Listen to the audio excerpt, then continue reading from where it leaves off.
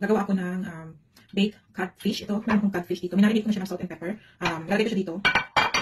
So, ito siya. Pilay na siya para hindi mahirap ko ito, diba? So, ganyan. It's a codfish.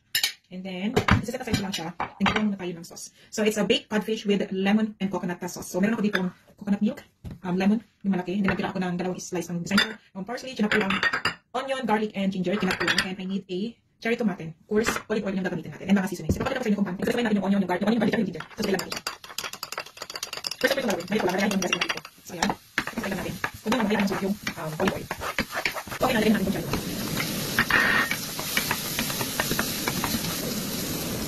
It's 150 ml na oil. Then, lagyan natin yung lemon.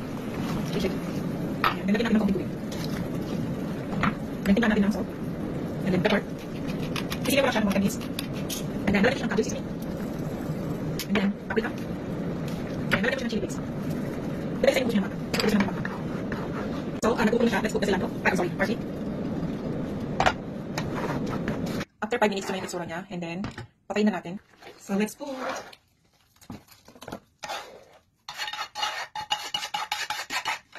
And then, preheated na yung oven. Para ano. And then, let's cook to copies. Pang-design na. Then, let's cook natin sa oven.